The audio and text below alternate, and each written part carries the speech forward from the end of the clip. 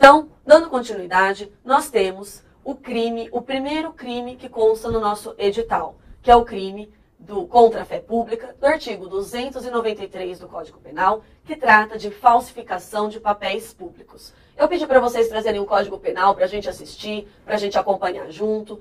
Como a gente tem vídeo aula, vocês podem parar minha imagem, parar nossa conversa, analisarem o código e depois acompanharem. Eu tenho uma técnica que eu acho que ajuda vocês bastante, os alunos presenciais e os de vídeo, que é riscar. Não temos dó de riscar o nosso código. O nosso código é o nosso instrumento para aprovação no concurso que a gente deseja. Então, a gente vai grifar, a gente vai circular palavras específicas, palavras-chave de cada tipo penal, que é para quando a gente lê o exercício, a gente olhar e entender o que o examinador está querendo da gente. Então, eu vou pedir para vocês acompanharem comigo aqui na tela o artigo 293, que vai tratar da falsificação de papéis públicos. O seu caput apresenta os tipos penais: falsificar, fabricando-os ou alterando-os. Inciso 1, selo postal, estampilha, papel selado ou qualquer papel de emissão legal destinado à arrecadação de imposto ou taxa. Inciso 2, papel de crédito público que não seja moeda de curso legal. Inciso 3, vale postal.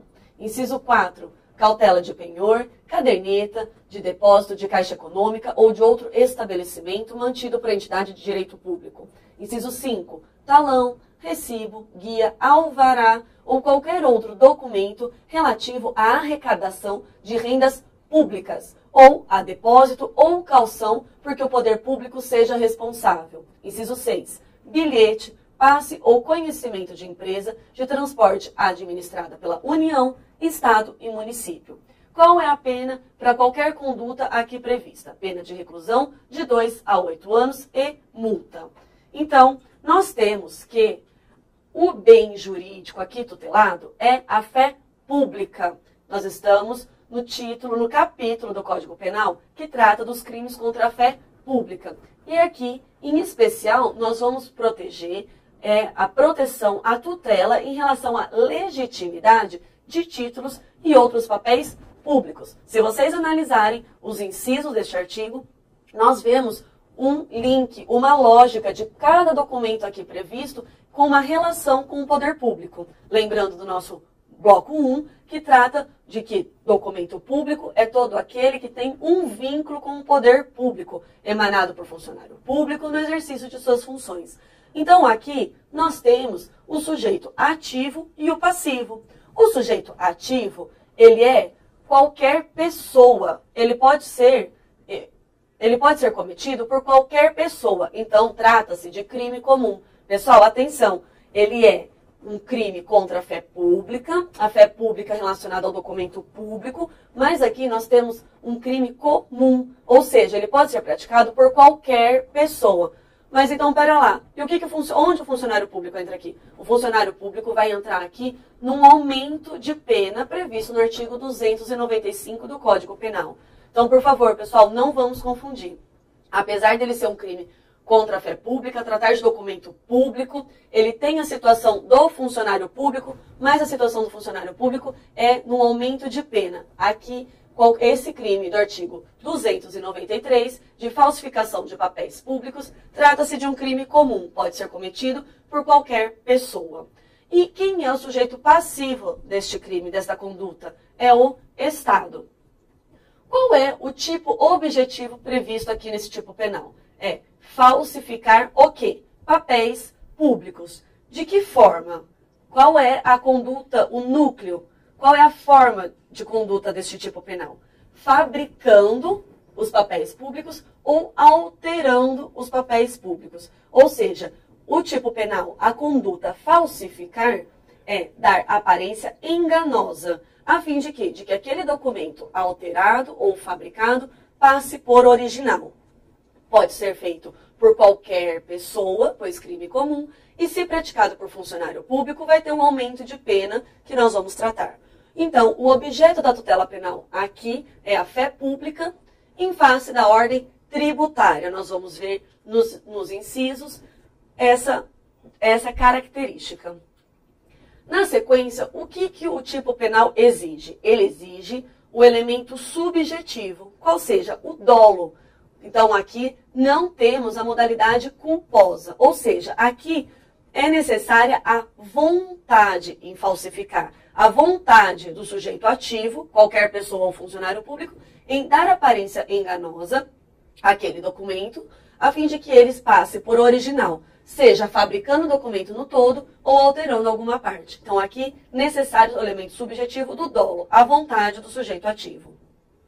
Vamos conversar um pouquinho, então, sobre consumação e tentativa. A consumação, ela vai se dar no momento da falsificação. Aqui, ele trata de um crime formal, ou seja, não tem necessidade de dano a terceiro. Ou seja, no momento da falsificação, o crime está consumado. Ele é um crime formal. Ainda que não tenha dano a terceiro, que não tenha um efetivo dano deste documento fabricado ou alterado, ele é um crime formal. No momento da falsificação, ele já está consumado. Tá? E nós temos o quê?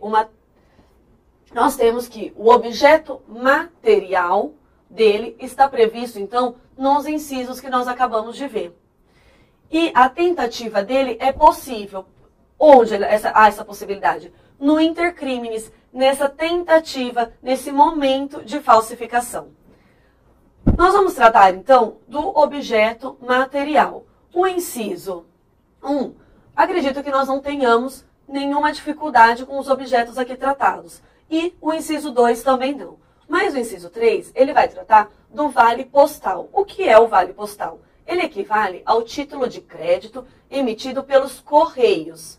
E esse inciso foi revogado pelo artigo 36 da Lei dos Serviços Postais, a lei número 6.538 e 78.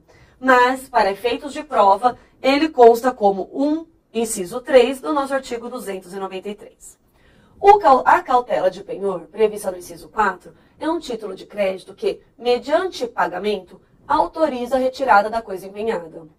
Então, para a gente não ter dúvida, a cautela de penhor é um título de crédito que, a partir do momento do pagamento, autoriza a retirada da coisa empenhada. O inciso 6 vai trazer o bilhete. O que é esse bilhete? É o título que assegura ao seu portador fazer determinado percurso em veículo de transporte de pessoas. É o nosso passe. O passe é um documento ou gratuito ou oneroso emitido por empresa de transporte de pessoas. E nós temos, então, a proteção dele aqui neste inciso. O parágrafo 1º do artigo 293 traz para a gente a forma equiparada ao caput, ao tipo penal de falsificação de papel público. Então, o parágrafo 1º vai trazer que incorre na mesma pena quem usa, guarda, possui ou detém qualquer dos papéis falsificados a que se refere este artigo. Inciso 2. Aquele que importa, exporta, adquire, vende, troca, cede, empresta, guarda, fornece ou restitui à circulação selo falsificado destinado ao controle tributário. Inciso 3. Aquele que importa, exporta, adquire, vende, expõe à venda, mantém em depósito, guarda, troca, cede, empresta, fornece, porta ou de qualquer forma, utiliza em proveito próprio ou alheio, no exercício de atividade comercial ou industrial, produto ou mercadoria. A linha A, em que tenha sido aplicado o selo que se destina a controle tributário falsificado. A linha B, sem selo oficial, nos casos em que a legislação tributária determina a obrigatoriedade de sua aplicação. Essas figuras delituosas são novidades. Elas foram trazidas pela Lei 11.035 de 2004. E as penas dessas condutas são as mesmas penas do caput, ou seja, penas de 2 a 8 anos de reclusão e multa. Se a conduta do parágrafo 1º for praticada pelo próprio responsável pela falsificação, essa conduta é considerado fato posterior impunível. E aqui nós temos, então, o princípio da consunção, devendo o autor responder apenas pelo caput. Então, aquela pessoa que teve a atitude tanto do caput quanto do parágrafo 1º, ela vai responder, de acordo com o princípio da consunção, pelo caput. Por quê? Porque as condutas do parágrafo 1º, quando praticadas pelo próprio responsável pela falsificação caput, serão consideradas fato posterior impunível. O parágrafo 2º vai apresentar para a gente a supressão de sinal indicativo de inutilização de papéis públicos. Então, qual é a pena para essa supressão em qualquer desses papéis, quando legítimos, com o fim de torná-los novamente utilizáveis, carimbo ou sinal indicativo dessa inutilização? É a reclusão de 1 a 4 anos e multa. Pessoal, quando no tipo penal estiver a expressão com o fim de, significa que aqui o legislador exigiu um dolo específico. Então aqui o nosso elemento subjetivo é um dolo específico. Neste parágrafo 2º, o dolo específico é a especial finalidade de tornar os papéis públicos novamente utilizáveis. E o parágrafo 2º, então, traz essa outra figura típica. Como não se pode falsificar o que já é objeto de fraude, a conduta do agente aqui incide sobre documento verdadeiro. Então, prestem atenção aqui, pessoal. O parágrafo 2º, ele está trazendo uma alteração, uma fraude do documento verdadeiro. Então, aqui, além do dolo de praticar o núcleo do tipo, existe-se uma finalidade especial do agente, que é o elemento subjetivo, o dolo específico, com o fim de torná-lo novamente utilizável. A consumação dessa conduta, do parágrafo 2º, se dá com a efetiva supressão do carimbo ou sinal indicativo de inutilização, e não independentemente do método utilizado pelo agente. É um crime de forma livre. É possível tentativa, pois trata-se de delito plurissubsistente, pois constituído de vários atos que fazem parte de uma única conduta. O parágrafo 3º traz para a gente o uso de papéis públicos com inutilização suprimida. Então, incorre na mesma pena aquele que usa, depois de alterado, qualquer documento, qualquer papel a que se refere o parágrafo anterior. O uso é feito por aquele que suprimiu o carimbo ou o sinal de inutilização do papel público. A conduta aqui, então, é somente a do parágrafo 2º, pois a conduta do parágrafo 3º trata-se de fato posterior e impunível. Aqui, mais um exemplo do princípio da consunção. Para este crime do parágrafo 3º, a consumação se dá com o efetivo uso do papel público com inutilização suprimida. Aqui não se admite a tentativa, porque trata-se de um único ato, o efetivo uso. Então, o parágrafo 2º é a supressão do sinal indicativo ou do carimbo, e é possível a tentativa porque vários atos para uma única conduta. O parágrafo 3º, um único ato, uma única conduta, o efetivo uso. Então, aqui não temos tentativa.